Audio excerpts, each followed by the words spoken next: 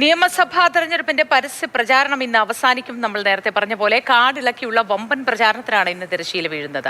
3 ആഴ്ചയാണ് ഇത്തവണ പ്രചാരണത്തിന് ലഭിച്ചത്. ദിവസങ്ങൾ കുറവായിരുന്നുവെങ്കിലും ദേശീയ സംസ്ഥാന നേതാക്കളുടെ സാന്നിധ്യം കൊണ്ട് ശ്രദ്ധേയമായിരുന്നു പ്രചാരണം. കൊട്ടിക്കലാശം കളറാക്കാനുള്ള ഒരുക്കത്തിലാണ് മുന്നണികൾ. നാളെ നിശബ്ദ പ്രചാരണം, മറ്റന്നാൾ കേരളം വിധി എഴുതും. അമൽ തേനമ്പറമ്പിൽ നമുക്കൊപ്പം ചേരുന്നുണ്ട് വിശദവിവരങ്ങളുമായി. അമൽ, ഗുഡ് മോർണിംഗ്. ഇന്ന് കൊട്ടിക്കലാശത്തിന്റെ ദിവസമാണ്. കൊട്ടിക്കലാശം എന്നാൽ സംസ്ഥാനത്തുടനീളം എന്താണ് സംഭവിക്കുന്നതെന്ന് നമുക്കൊക്കെ അറിയാം. ഏറ്റവും ഒടുവിൽ കുറിക്കുകൊള്ളേണ്ട രാഷ്ട്രീയം പറഞ്ഞും ചില തന്ത്രങ്ങൾ പയറ്റിയും അവസാനം ആവേശത്തിൽ പ്രചാരണം അവസാനിപ്പിക്കുന്ന ദിവസം. എന്താണ് വിശദാംശങ്ങൾ അമൽ?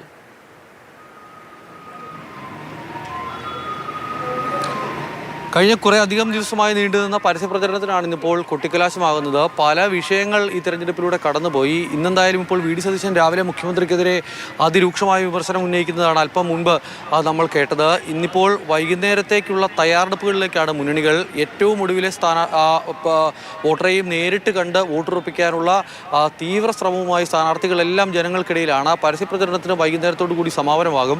എല്ലായിടങ്ങളിലും എല്ലാ മണ്ഡലങ്ങളിലും പ്രത്യേക കേന്ദ്രങ്ങൾ നിശ്ചയിച്ച് അവിടെ ഈ പരസ്യ പ്രചരണത്തിനുള്ള ക്രമീകരണങ്ങൾ നടക്കുകയാണ്. എങ്ങനെയൊക്കെ ഏറ്റവും മികച്ചതാക്കി കൊട്ടിക്കലാശം മാറ്റാം എന്നുള്ളതാണ് മുന്നണികളുടെ എല്ലാം ലക്ഷ്യം. വീറും വാശിയും ഉള്ള പോരാട്ടം നടക്കുന്ന, അല്ലെങ്കിൽ ഏറ്റവും അധികം ത്രികോണ പോരാട്ടം നടക്കുന്ന മണ്ഡലങ്ങളുള്ള ജില്ല തലസ്ഥാന ജില്ലയാണ്. വട്ടിയൂർക്കാവ്, അതോടൊപ്പം തന്നെ നേമം, കഴക്കൂട്ടം മണ്ഡലങ്ങളിലെല്ലാം ശക്തമായ മത്സരം നടക്കുന്നു. പ്രവചനാതീതമാണ് പലയിടങ്ങളിലെയും കാര്യങ്ങൾ. വി ഡി സതീശൻ പറഞ്ഞതുപോലെ ഈ പറയുന്ന 100-നടുത്തേക്കൊക്കെ എത്തിയുള്ള ഒരു UDF സർക്കാർ എത്തുമോ, അല്ല മുഖ്യമന്ത്രി പറയുന്നത് പോലെ ഒരു 3.0 പിണറായി 3.0 ഉണ്ടാകുമോ എന്നുള്ളതൊക്കെയാണ് അറിയേണ്ടത്. BJPക്ക് എത്രത്തോളം സാന്നിധ്യം നിയമസഭയിലേക്ക് എത്തിക്കാൻ കഴിയും തുടങ്ങിയ കാര്യങ്ങളിലൊക്കെ അറിയാനുണ്ട്. നമുക്ക് ഈ ആളുകളോട് കഴിഞ്ഞ ദിവസങ്ങളിലൊക്കെ ഇങ്ങനെ സംസാരിച്ച് പോകുമ്പോൾ ഒന്നിലും ഒരു വ്യക്തതയും ഇല്ല എന്ന് പറയേണ്ടി വരും. പലയിടങ്ങളിലെയും കാര്യങ്ങളൊന്നും പറയാൻ പറ്റാത്ത അവസ്ഥയാണ്. ഞാനിപ്പോൾ ഉള്ളത് മ്യൂസിയത്താണ്. മ്യൂസിയത്തിൽ രാവിലെ ആളുകൾ നടക്കാനൊക്കെ വന്ന് പിന്നീട് മടങ്ങുന്ന ഒരു സമയമാണ്. ആളുകളൊക്കെ ഉണ്ട്. ചേട്ടാ, ഒരു തെരഞ്ഞെടുപ്പിൻ്റെ മൂടൊക്കെയായി. ഇന്നിപ്പോൾ വൈകുന്നേരം കൊട്ടിക്കലാശമാണ്. എങ്ങനെയുണ്ട്? നല്ല തെരഞ്ഞെടുപ്പാണ്. നല്ല 3 മുന്നണികളും നല്ല ശക്തമായ മത്സരം നടത്തിക്കൊണ്ടിരിക്കുകയാണ്. ചേട്ടൻ തിരുവനന്തപുരം മണ്ഡലം സെൻട്രൽ നിയോജക മണ്ഡലത്തിലാണ്. സെൻട്രൽ തിരുവനന്തപുരം? അതെ, തിരുവനന്തപുരം സെൻട്രൽ എന്നാണ് നിയോജക മണ്ഡലത്തെ അറിയപ്പെടുന്നത്. ഈ എങ്ങനെയുണ്ട്? CP ജോണുണ്ട്, കരമന സുധീറുണ്ട്, കരമന ജയനുണ്ട്. ഒന്നാമത് ആ നിയോജകമണ്ഡലത്തിലെ ആളുകൾ എന്ന് പറഞ്ഞാൽ വളരെ പ്രബുദ്ധരാണ്.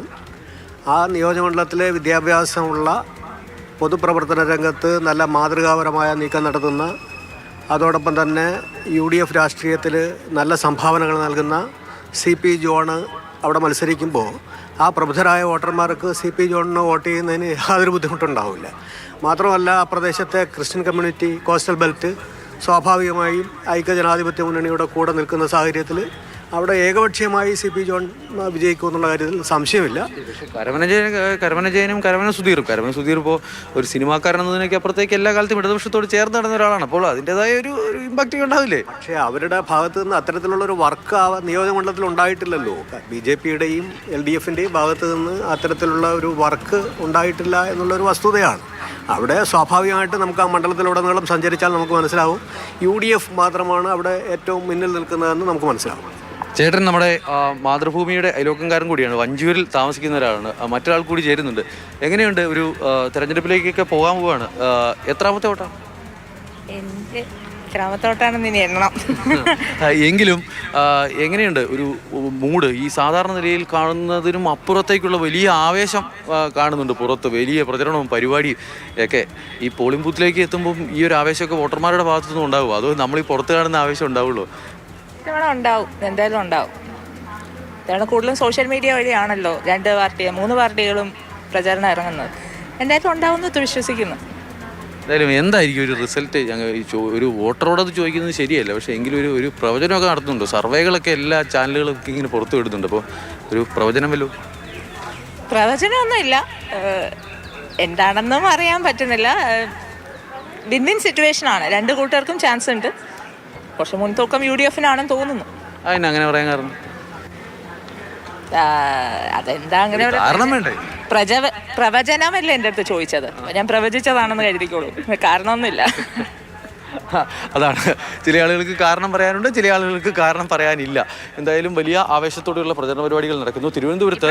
ഓരോരുത്തർക്കും ഓരോ കാരണങ്ങൾ എന്നല്ലേ അമൽ എന്ന് പറഞ്ഞ പോലെ വോട്ട് ചെയ്യാൻ ഓരോരുത്തർക്കും ഓരോ കാരണങ്ങളുണ്ട്. അങ്ങനെ വോട്ട് ചെയ്യുമെന്ന് തന്നെ നമുക്ക് കരുതാം.